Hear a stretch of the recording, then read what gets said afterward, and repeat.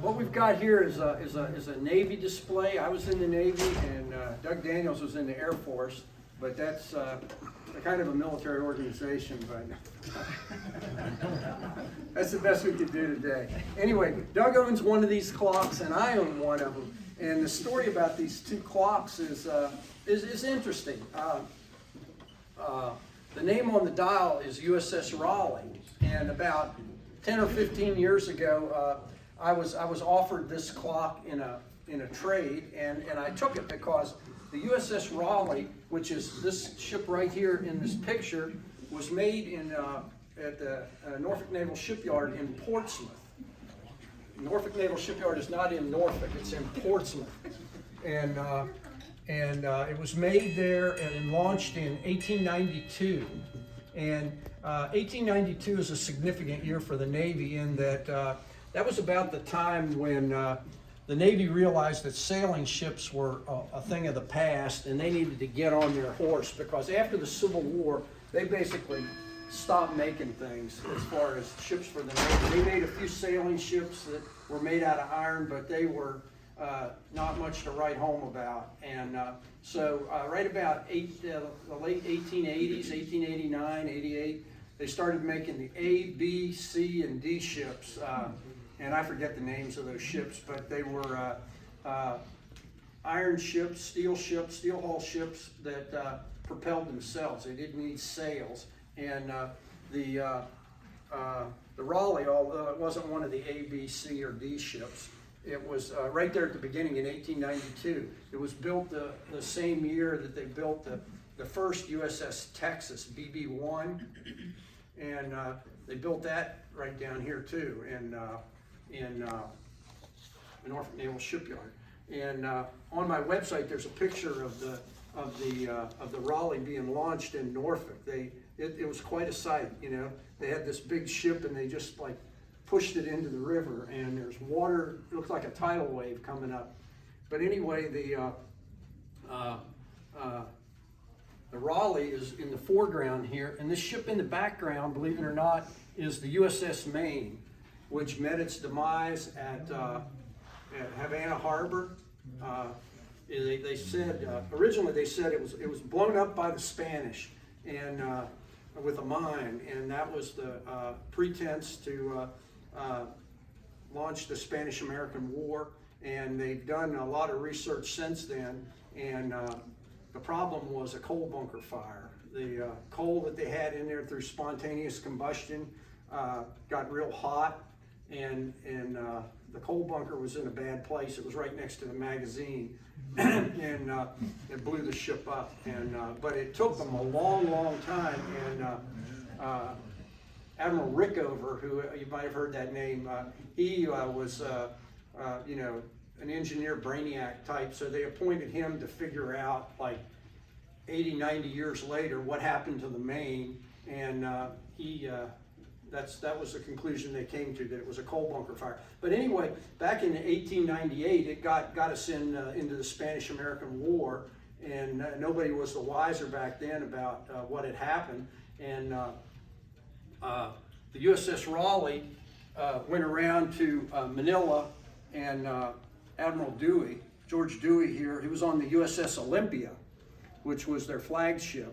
And all of these ships that are on this plate here, the Olympia, the Baltimore, the Concord, the Petrel, the Boston, and the Raleigh were at the Battle of Manila Bay. And the Raleigh fired the first shots at the Battle of Manila Bay, and they just waxed the Spanish there. I mean, the Spanish didn't have a chance. They just, I think we lost one guy on one of these ships. There, a stray round came around, and he was in the wrong place at the wrong time. We lost one guy, and they lost their whole fleet. And so the Raleigh became real famous. And George Dewey, at the time, he was probably the most famous man in America. And I don't know what happened, but he didn't become president, and he could have if he'd wanted to. He did rise to four-star rank, which was really high at the time. There weren't many four-star admirals, and I think he died about 1917. But he was he had very important posts in the Navy after the Spanish-American War.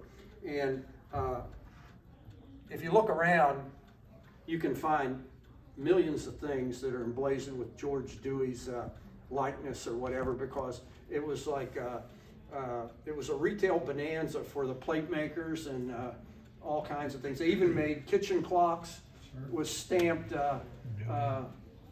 surrounds with his likeness on it. It was a big deal. But anyway, so I get this clock right here, and this has a Boston movement, because Chelsea wasn't even in business when they made this clock. It was 1892. It was the Boston Clock Company, and I have a website that you all know about. But so I posted a picture of this, and people contact me randomly to ask about stuff. And this woman said, "I've got one of those USS Raleigh clocks, and would you like to buy it?" And so I said, "Okay, I'll take a look at it." Well, anyway, she happened to be, she had two houses or something. She was traveling by from north to south, and she stopped by, and she brings this clock to me, which was this clock right here.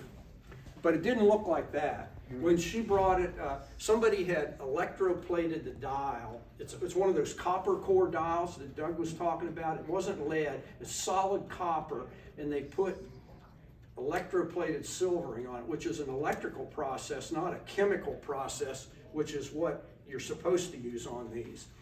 And the movement, it was a Boston movement, somebody had destroyed the escapement, and that's like on a good day, that's a $500 fix, and it's probably more if you need parts and stuff like that. And she wanted a lot of money for the clock, and I said, well, I've already got one that's way better and it works good, and I don't want another one that's not very good and needs a lot of work. And so I passed on it. And the next time I saw the clock, it was in somebody had gotten it and realized that the Boston movement was basically not salvageable. So they had taken a Chelsea movement and installed it in the clock. And that was all well and good, except the regulator is about a 1/16 of an inch off of where the Boston regulator is. So they drilled a new hole in the dial to accommodate this regulator. And so the clock was going, and it still had the electroplated dial.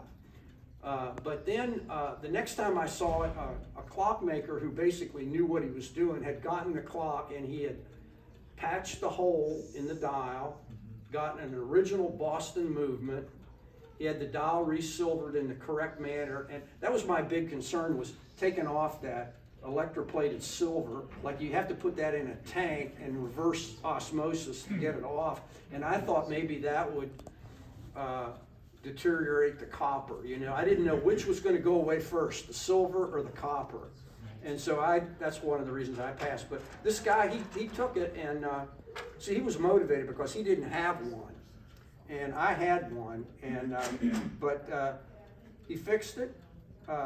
Doug Daniels bought the clock, and when Doug got it, the dial was in good shape. It had the right movement, the holes had been fixed, but it needed to have the case polished and lacquered. And Doug just went through serious medical procedures, and he said, "Are you bringing that clock to the show?" And I said, "I'll bring mine if you bring yours, Doug." And he said, "Well, I gotta fix it." And I said, "Well, get going." And so I motivated him to get it shined up. He does a real nice job on polishing and lacquering. And the thing is, these clocks, the Raleigh was scrapped in about 1920. So these clocks haven't been together for like 100 years. And what's interesting about them, if you notice, Doug's clock is a deep case. See how it is deep? And this one is what we call a shallow case. You can see the difference in the depth of the case. And Doug's clock is marked in several places ER for engine room. And the reason they use the deep cases in the engine room is the same reason that the big gauge clocks down there are deep, because the heat of the engine room would transfer to the movement and cause it not to keep good time. So if they figured if they put it in a deeper case and got the movement away from the edge, the heat transfer would be less. And Doug's clock is definitely marked ER. Now, my clock is not marked anything, but this would probably be, since the movement is bolted to the back of the case, a better place to put a clock like this would be like on the bridge or someplace like that where there's not as much heat. And so here we are back together, and the last thing I want to talk about are my silver candlesticks here. These were made prior to 1905, and I bought them just as like an aside to this little Spanish-American War display, but I think it was 1905, Theodore Roosevelt got the Japanese and the Russians together on his yacht, the presidential yacht Mayflower, to sign the treaty that ended the Japanese-Russo War. You know, most Americans don't know about it, but the Japanese and the Russians were, you know, they had their battleships out and they were going to town over there. And anyway, they signed a peace treaty on the Mayflower, and in Theodore Roosevelt's museum up in Oyster Bay, New York, at his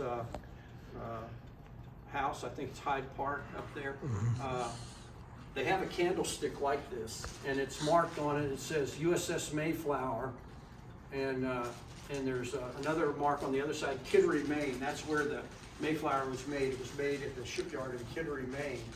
And the story is they used the wax from that candlestick to seal the treaty that the Japanese and the Russians signed. And so they have that.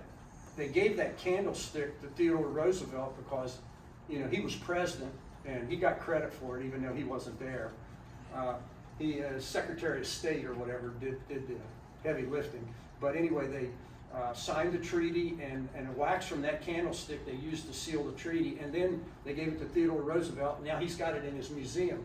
And these candlesticks right here don't say Mayflower, but they've got 2 stars on the front, and they're marked U.S. Navy. If you come up here, you can see it right here at the front. And I've been looking for a long time. This is the only pair of these I've ever seen. And the only other one that I've ever seen is that one that's at the museum up there. But they only have one, you know, and we got 2. These are marked with 2 stars, and that's kind of neat. So they were, and about the time these were made, 1900, 2-star was a big deal. You know, I mean, George Dewey was a 4-star, but you know, he had to win a war to get to be a 4-star admiral, and this is the end of the line here. Now, I got to get Doug to get a wooden ring for his clock, but I think he said he had one. Didn't you say you had one, Doug? I'm sorry? You had a wooden ring for your clock? You have a wooden ring for your clock? No? Okay, we'll get you one. Okay. But does